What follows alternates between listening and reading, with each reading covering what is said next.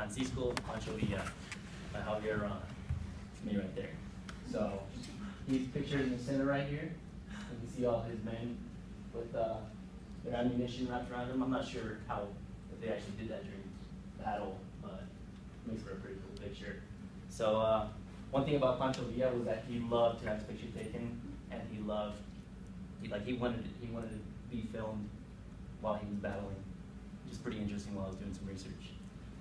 But he was also a very successful military leader during the Mexican Revolution. So if we go to the next slide.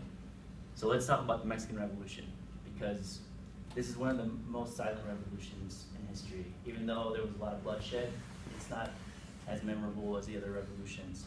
So just to give you a quick picture, we have this government that's been ran by, in a dictatorship manner, by Porfirio Diaz since 1876.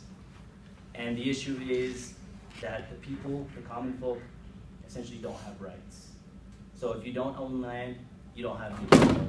Essentially, you work for the wealthy, you serve the wealthy, and you don't have any say in the government. And this government has been standing strong for over 20 years. So here we have this political system that's stable, but everybody can see that it's unconstitutional, and there's a lot of tension rising between the common folk and then the government. There's these political heads called caciques, and basically they're in charge of certain provinces, and they have people under them that are the major landowners, and then under them you have the common folk, and they basically just work for these people. All right, so if we can bring over the next slide. So one of the leaders that opposed this government was Francisco Madero in 1911.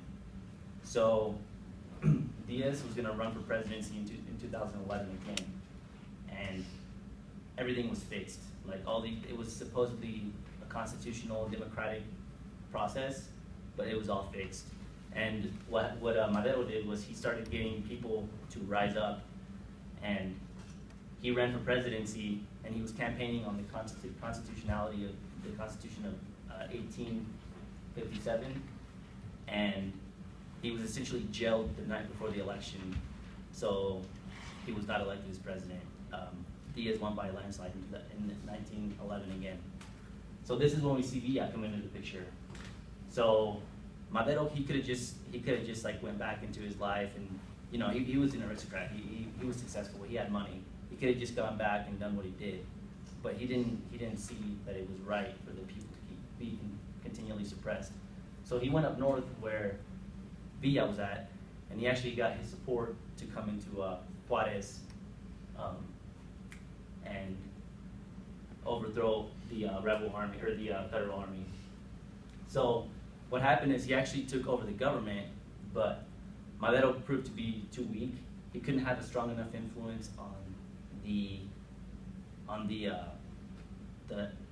political leaders in the country.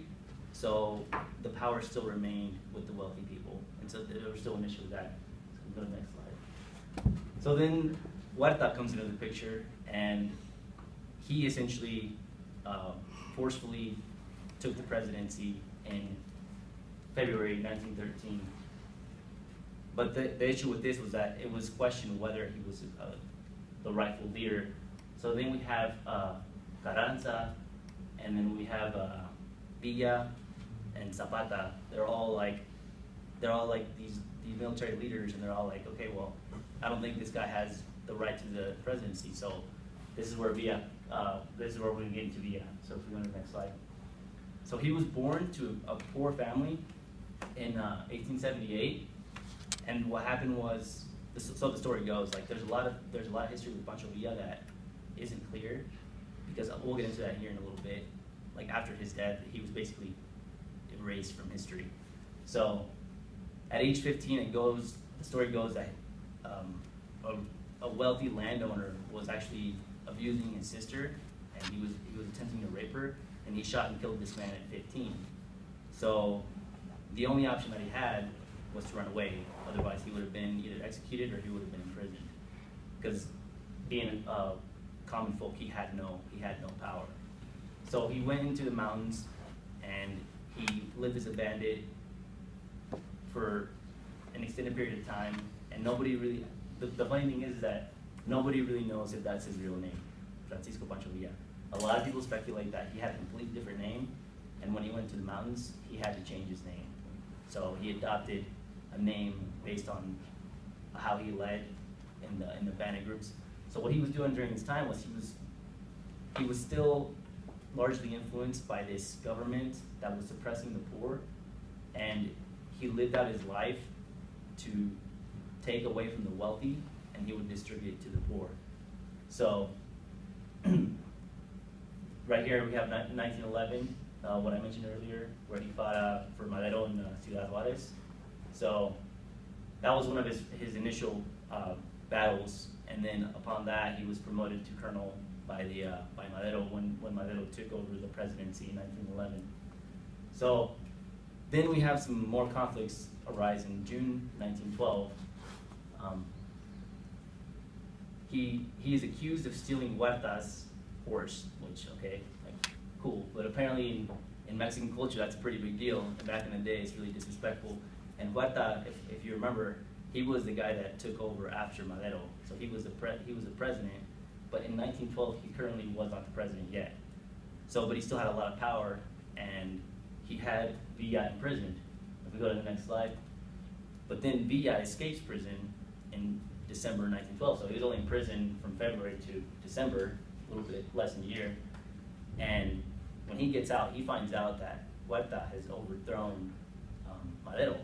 So he's like, wait a second, like, this is where the issue was. Like, everybody like Carranza and Villa were like, wait a second, like, this isn't the rightful president here. Like, this guy pretty much just, you know, blackmailed everybody and took over the presidency. So this is where the rebel leaders come in. So then there's another story where Villa comes into, he was in the north, and he crosses the border to Juarez, apparently with 8 men, 2 pounds of coffee, 2 pounds of sugar, and 500 rounds of ammunition, and he just cleans up. But he didn't just clean up with these 8 men. What happened was, Villa was a very charismatic guy, and he amassed 3,000 men by late 1913. So how did he get these men? How did Villa influence this many men? We go to the next slide. This is where we have it. So Villa was really big on propaganda. He, like I said, he loved having his picture taken. He loved being in films, and he even signed a deal with Mutual Film Company of New York in 1912. And essentially, there was an agreement between this film company that Villa had to fight his battles a certain way. He had to fight during the day so that they could actually film it. And they produced 2 films where Villa actually starred in them, which is pretty awesome. But what happened was, like I said earlier, after he died, they tried to eliminate him from history. So there's 2 films, Life of Villa and then The Life of General Villa. And these were actual, some of the scenes were actual battle footage. And some of the scenes are questioned whether they were legitimate. But currently all that there is just raw footage. These films are no longer existing, like nobody knows where they're at. But there is some raw footage where Villa can be seen, some of those people can be seen. And so,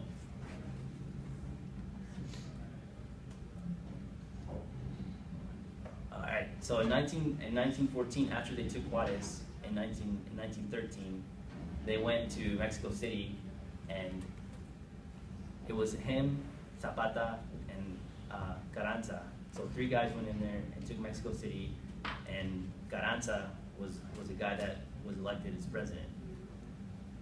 But there was a conflict, and Villa was forced out of the triage here, the triumvirate. So if we go to the next slide. So this is where things started getting bad for Villa. This is where we have this image of Villa being this rebel and being this bandit that was only causing trouble. So the methods of Carranza were they were still being questioned whether they were constitutional and whether he was trying to head towards that dictatorship. So Villa didn't stand for this, and then he went up north, and he started rounding up rebels again. But the Battle of Celaya is a really big turning point for Villa. He had a contract, or he had a dealer in the United States that sold him ammunition, but the ammunition that him and his people got was faulty. One of the combatants in this conflict said that they would shoot their rifles, and the bullet would come out, and it would fall like 3 feet in front of them because the gunpowder had been mixed with sawdust. So at this point, Villa was infuriated, and this is when he went across the border into Columbus, Texas, and he killed civilians. And then so General John Blackjack Pershing was sent by President Woodrow Wilson to hunt Villa down. And for 2 years, or for a whole year, Villa was just evading. And what General Pershing said was these words right here: Villa is everywhere, and Villa is nowhere. So they never caught Villa. So this is where this embarrassment comes from. But the issue was that the United States had let Carranza's military go through American lands to flank Villa. That's what the issue was. And so if we go to the last slide, actually, here we have a little picture of, we have Villa running across the border, and then you have Uncle Sam right here. It looks like chasing after him, or an American figure. So we go to the last slide. So there's an image of Villa, and this is what the people saw. This is him handing something to what I'm assuming to be a common folk. And like I said, upon his death, well, he was actually appointed general in 1920, and in 1923 he was assassinated because they feared that he might rise again. And then up until 1975, his name was completely erased from any documents so that people wouldn't rise in rebellion. So basically, I think I just wanted to clarify with you guys some of the history with Villa and let you know, like, there is a lot more than this guy that's just running around in Mexico and the Texas border causing wreaking a bunch of havoc. Other than that, looks like we're out of time, so thank you for your time. Appreciate it.